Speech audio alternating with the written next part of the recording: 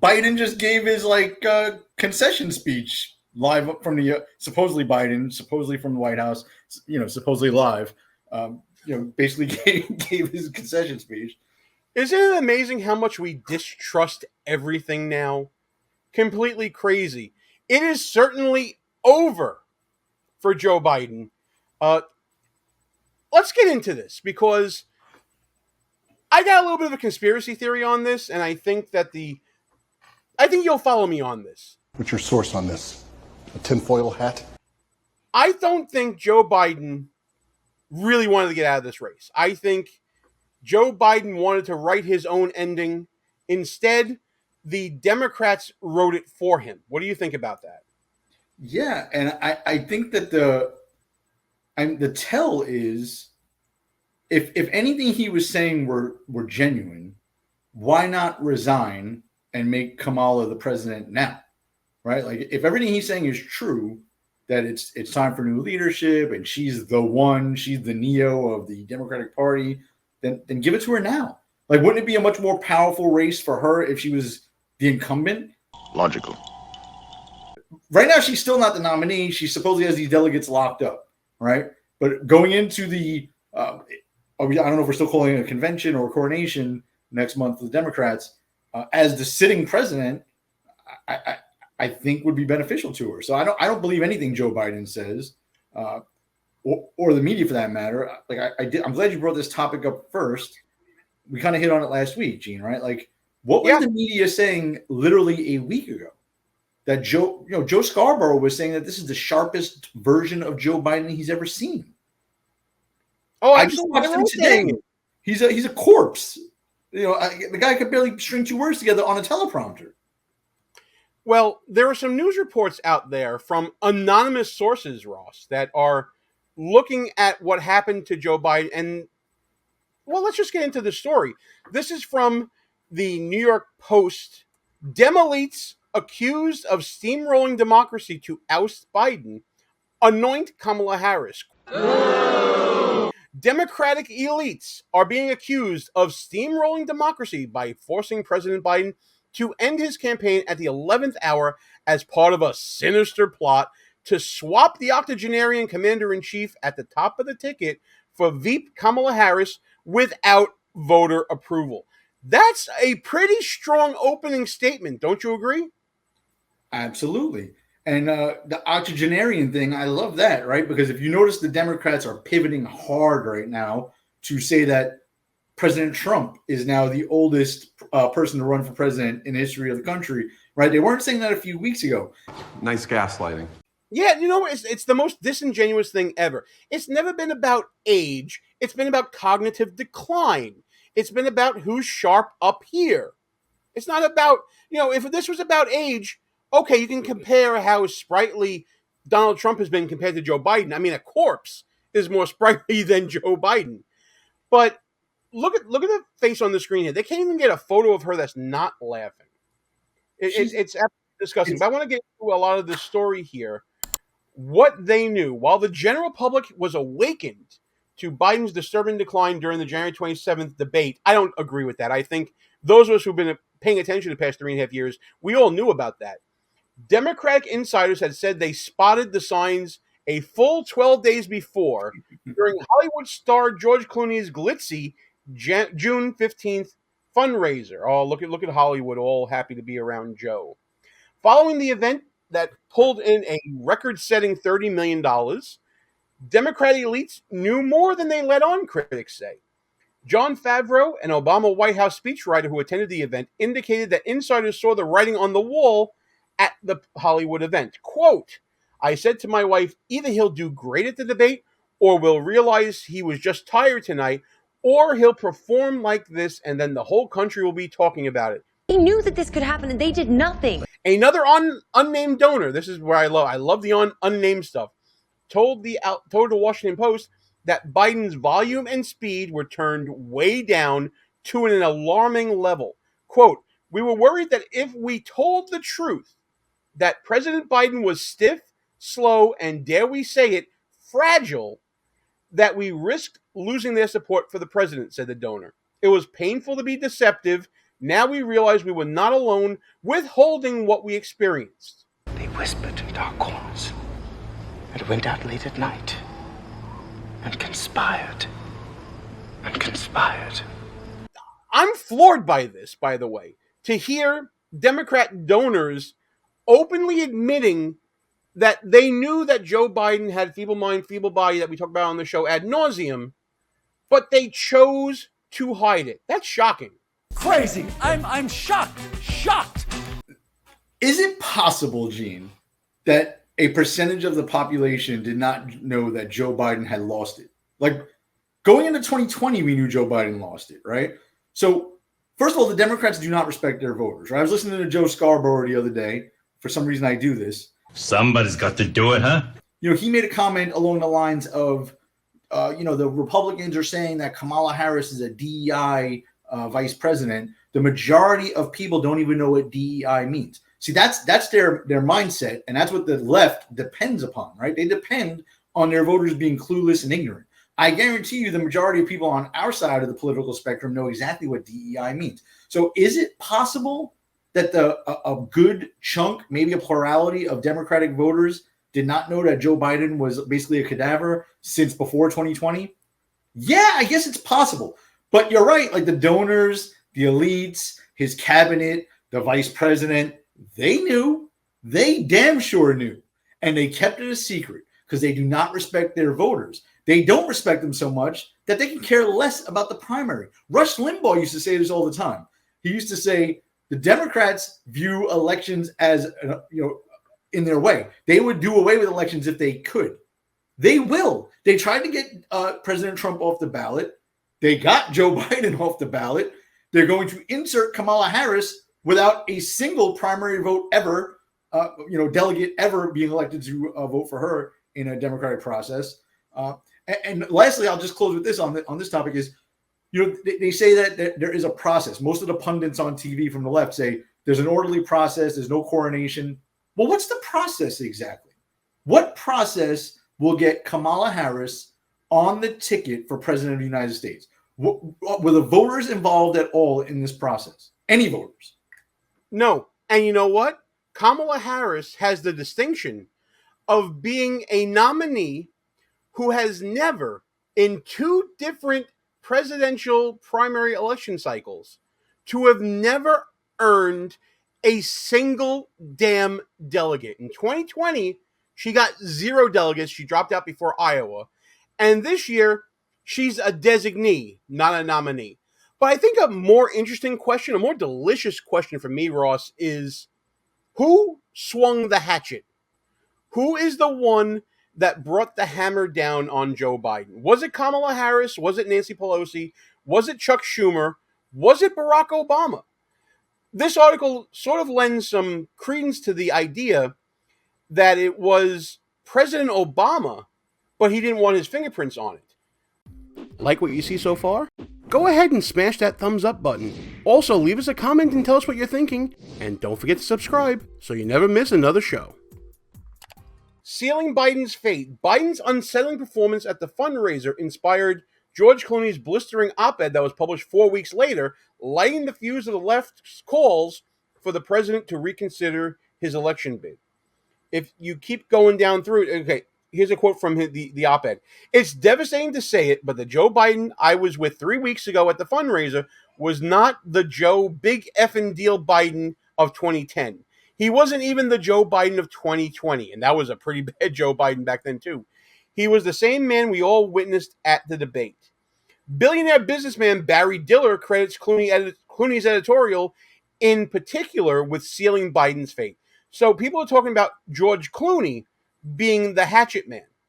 But Clooney wasn't alone in sidelining Biden. Former President Barack Obama made clear, largely through his silence, that he thought Biden should step aside after being forced to help him off stage at the Clooney-hosted fundraiser. Here's another anonymous quote. I love the anonymous stuff coming out of Democrats. I love it when they break ranks. Quote, Obama wrote Joe Biden's epitaph at the exact same time he assumed the body of George Clooney to facilitate the op-ed that started the drip, drip, drip. Democracy in action. What do you think about that quote there, Ross? Yeah, I think people are talking about the Clooneys of the world and the Nancy Pelosi's. Like, I honestly don't think that they're smart enough to do anything like this. Obama runs the Democratic Party, right? The two dynasties that are still alive in the Democratic world are the Clintons and the Obamas. And most people that I know of could give two S's less Yeah, about you're good. You're good. About what the Clintons think, right? Obama controls the party still, obviously. And I just want to go back a step. Do you really believe Barack Obama picked Joe Biden as his running mate because Joe Biden was the man? No, he didn't want to pick an old white guy to be on the team. Joe Biden was old back then, right? He picked Joe Biden because the powers that be at the time in DEI and its affirmative action infancy stage were saying that you needed an old white guy with statesmanship to balance out the ticket for a young black guy, right? Because the Democratic Party is really racist. I mean, let's be for real, really racist, right? So Obama never wanted that guy. Obama never liked that guy. How do I know this? When 2016 rolled around, Joe Biden thought about running for president. Joe Biden wanted to run for president. He can say his son died and that's why he didn't run, right? Okay, he wanted to run for president. The clock, Father Time was ticking back then. He wanted it. 2020, he got it.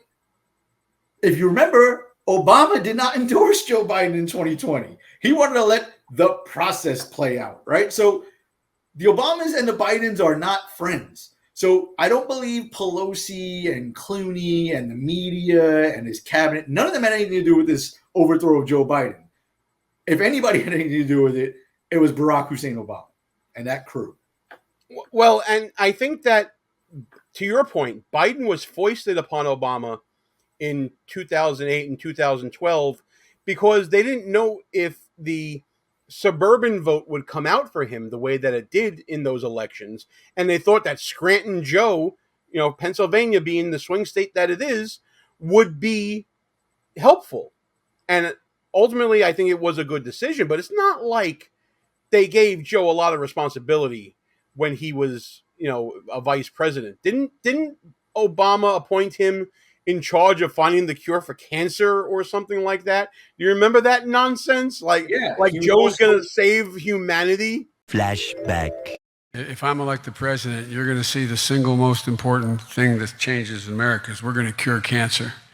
End of flashback. He was also the lead for Ukraine. How's that working out? Oh, it's working out phenomenally. Well, for his pocketbook, at least. Or they've lost territory under both Obama and Biden's administrations. And they made a lot of money. Absolutely. Well, listen, I think that the word not only got out about the fixing of democracy by the Democratic Party in that article that we saw from the New York Post. I think when word first got out about Joe Biden stepping down and withdrawing from the race, everyone was thinking that he was being forced out. And I want to go to this clip. We played it on Monday's show of RFK Jr. reacting to what happened to Joe Biden and also then talking with Jesse Waters. Roll the clips. The reaction of the DNC to that obvious condition was to hide it from the American public and to use their power over the Democratic Party nomination process to make sure that nobody could compete with President Biden in a way that would expose his deficiencies. And as a result, we are where we are today, which is in a period of crisis. What do you think about that? React to that, Ross. Yeah, and I mean, I think the Democrats missed a golden opportunity. To be honest with you, Gene, the one worry that I had was that they would give RFK Jr. a serious look and let his name be thrown into the mix. And I think he thought the same thing, to be honest. You know how we're saying, like, oh, he might be pulling evenly from Trump and unnamed Democratic candidate right now. However, if he was running on the Democratic ticket, he would only be pulling from Trump, and that would be a big problem for us. So I agree with that. Let's keep on going here. By the way, whenever you want me to stop the clip, I know you're not shy, but let me know. Let a brother know. Presidential candidate RFK Jr. joins us now. So Okay, you know what? I appreciate RFK Jr., but can the man smile? Can you just look at that mug? He has a face only a mother could love. The dude looks like you just stole his puppy from him and he's glaring at you. Anyways, just my 2 cents. RFK, you ran the right way. You did what you were supposed to do. You're a Democrat. You primaried a Democrat incumbent, and they wouldn't let you. How did they jam you out of this thing? Because now look at what happened. Yeah, I think it was a strategic mistake by the Democrats, Jesse, and you and I have talked about this before. But they got rid of, they changed the primary rules while while we were running the primary. They changed 60 different rules to make it impossible for anybody to challenge Joe Biden.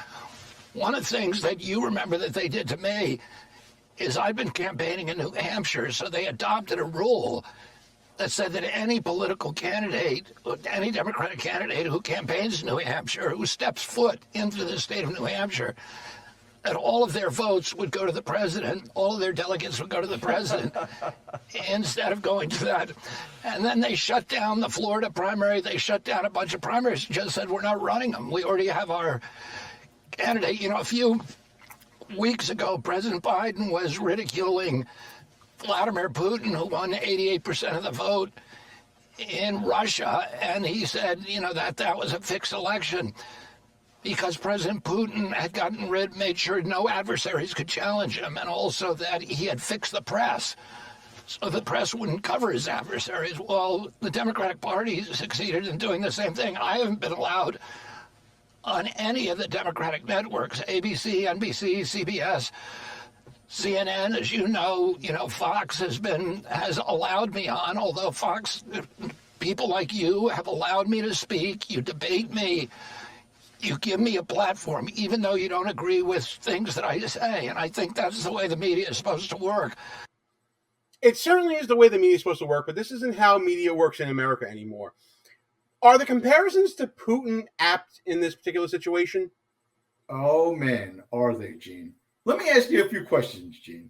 Can you imagine? Listen. If you're going to ask me a few questions here, maybe we should. I want to be able to look you in the eye here. So let's go for it. So some of these are rhetorical, but let's just go down a brief list here. Putin, right? Let's say Putin. He's been accused in the past of hand selecting the candidates that may run for office in Mother Russia, right? Everyone's heard of this. He picks his opponents, and the rest of them, bad things happen to the ones he doesn't approve of, right? Some of them are bankrupted. Some of them might be imprisoned. Some of them either get killed or attempted to get killed. What does that sound a lot like lately? Some of them come down with an unfortunate poisoning from some exposure to radioactive material. Yeah, well, poisoning is the only thing that hasn't happened to Donald Trump. Donald Trump, poisoning is the only thing that hasn't happened to Trump yet. They've changed the rules. They tried to kick the man off the ballot. They kept RFK out of the primary system. They're hand selecting their who they want to run against. They're hand selecting who's going to take Biden's place. They tried to bankrupt Donald Trump. They tried to imprison the man. And then all of a sudden, someone took a shot at him, right? This sounds worse than Putin. We'd have sanctions against us if we weren't us. That's a hell of a quote right there. I got to work that out. We'd have sanctions against us if we weren't us. There you go. Put that one in the book. I'm clipping that one later on. If you like that clip from our new show, Behind Enemy Lines, please subscribe to the channel, hit the notification bell so you don't miss any other shows, and tune in live every Wednesday night at 9 p.m. Eastern Time.